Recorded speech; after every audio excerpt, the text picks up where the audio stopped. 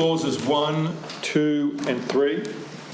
The question is the clauses as read stand part of the bill. Those that opinion say aye. Aye. Against no. I think the ayes have it. Clause 4. Clause 4.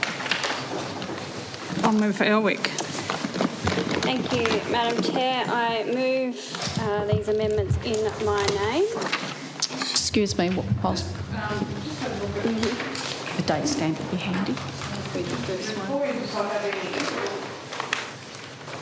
Date stamp. Which one? Can I just ask the honourable member the date stamp so that we've got the right one? 26th of November 2024, number 2.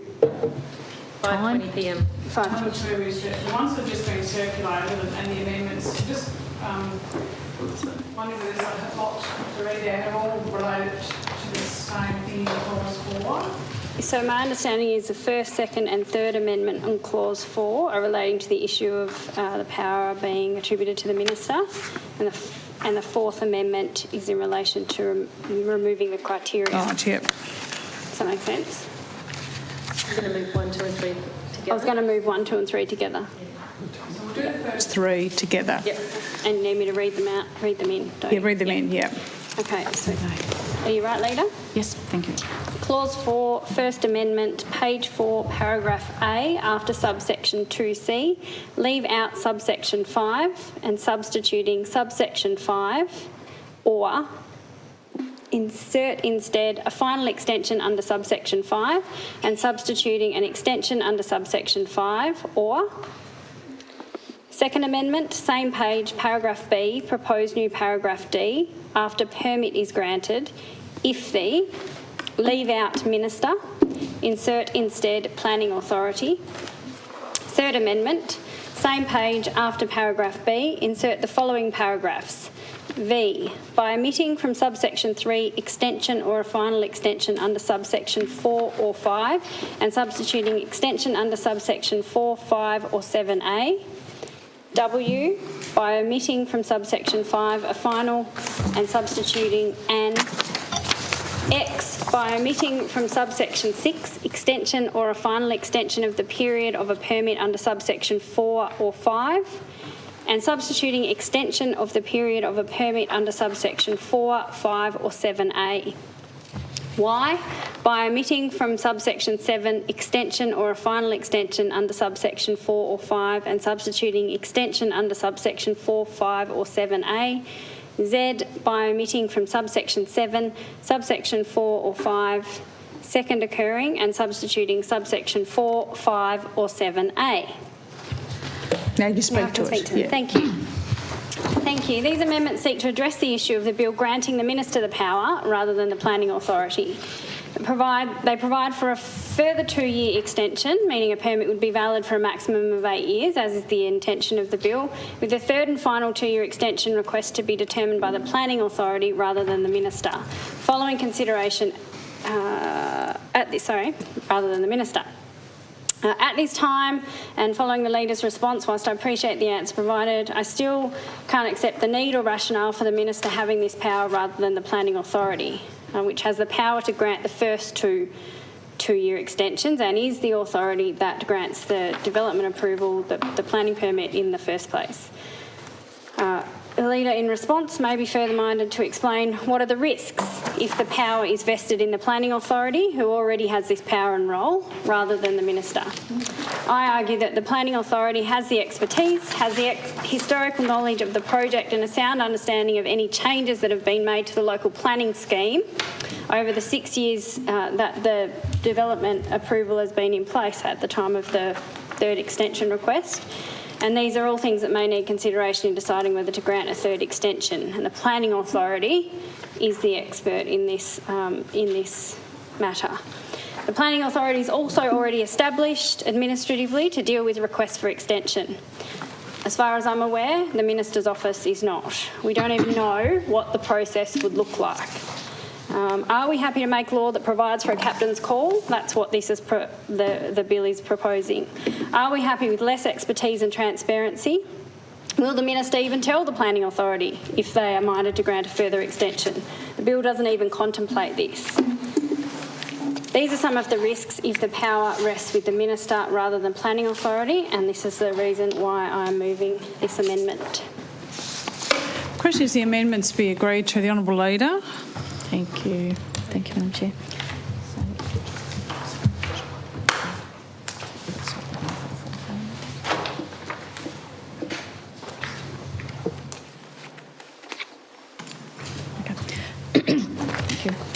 So, again, the additional 2-year extension to substantially commence a permit provided for in this bill is for extenuating circumstances only.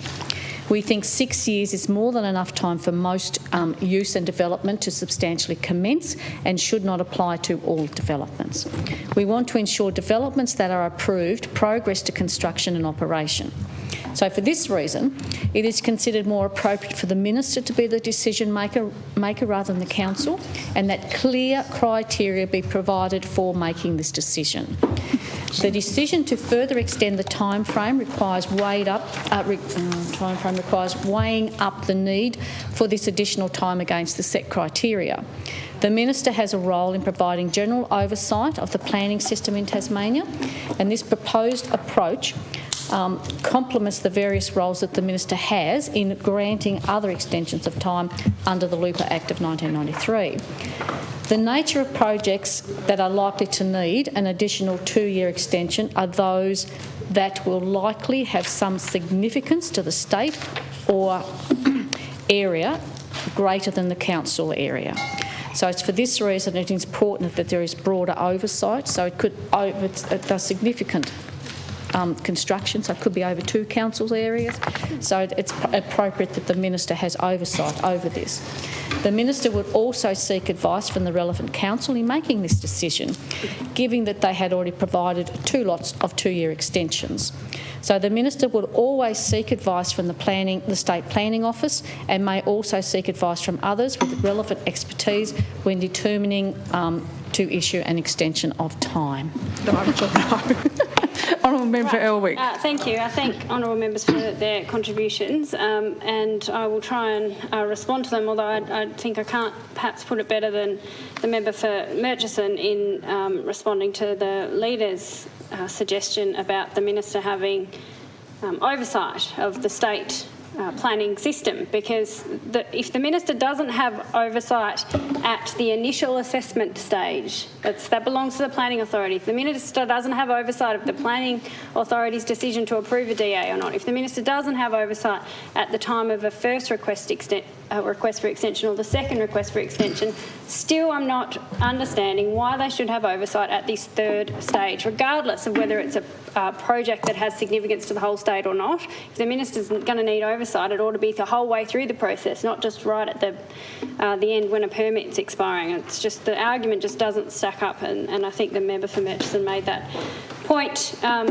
quite emphatically. In response to the member for McIntyre, I totally accept that the drafting of these amendments is quite complex, and response to the member for Hobart as well. Ideally, the intention is, and ideally if it was simply and could be simply put, it would simply read, the Planning Authority may grant an extension of 2 years up to 3 times.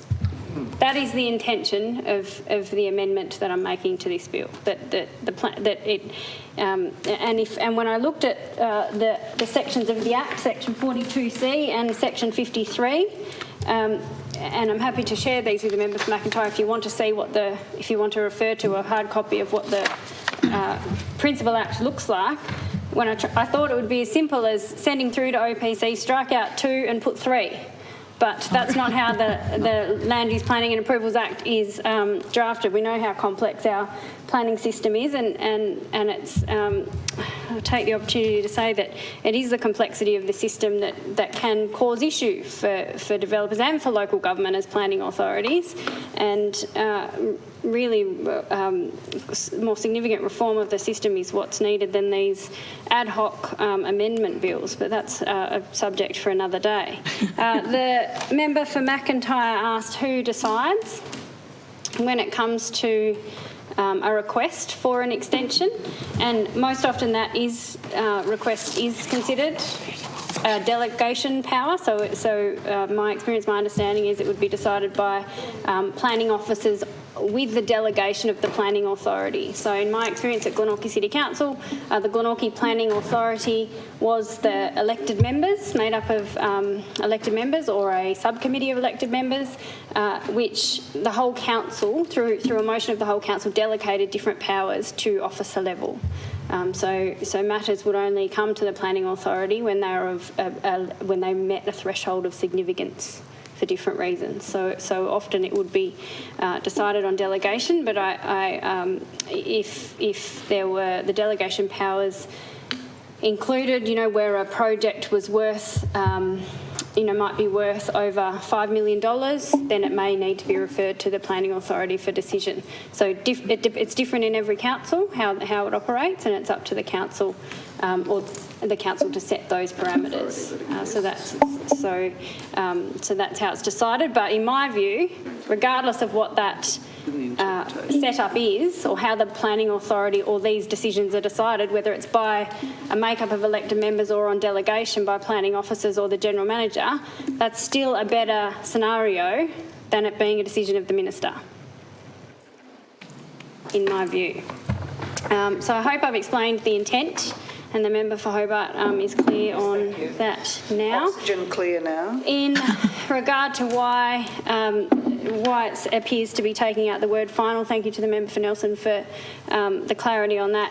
That's correct, and you will note further on in the amendments it talks about once only. So again, it's just the way the bill's drafted, and the amendments have had to be drafted. And I do take the opportunity to thank OPC for drafting the amendments in accordance with the intention, as I put it simply before, and I trust that the technical detail reflects this intention.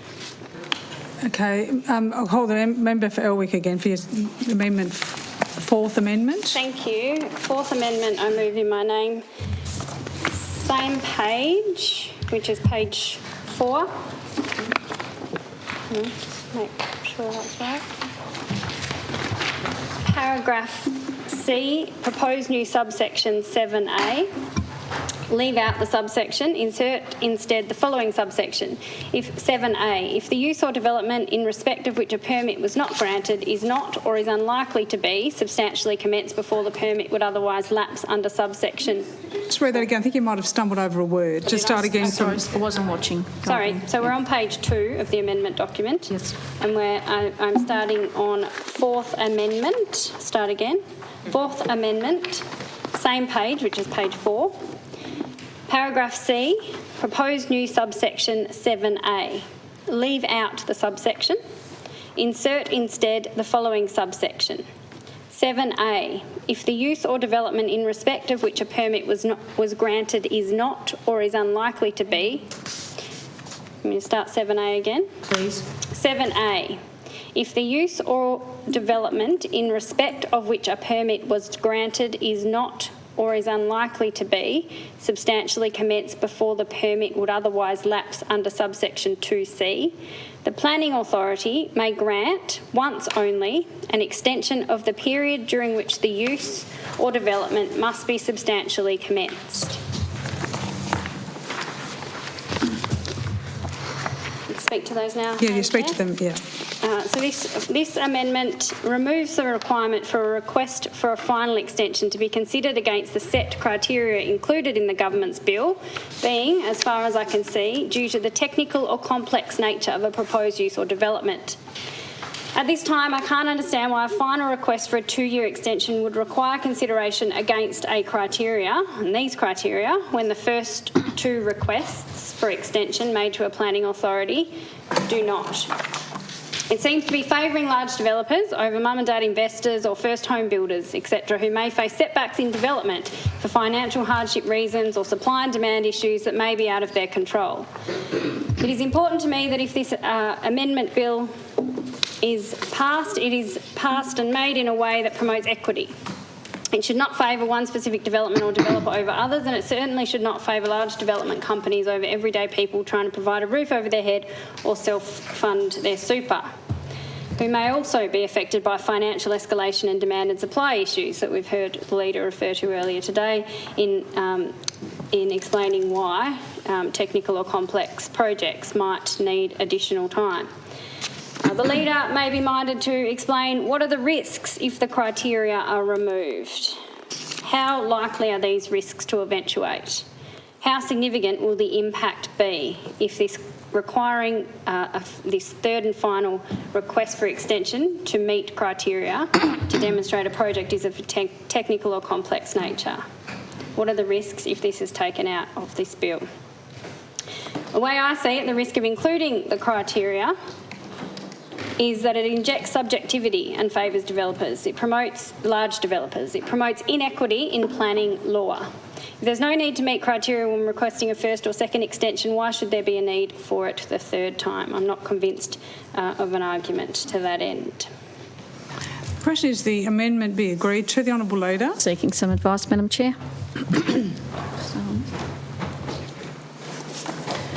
So in essence, Madam Chair, this will remove the criteria, not limiting the extensions for technical or complex developments. And it's interesting because the member for Elwick has used the same argument that we're using not to take them out, because we're trying to limit it to bigger projects that have complex and not catch up those smaller projects like building homes. So we're trying to...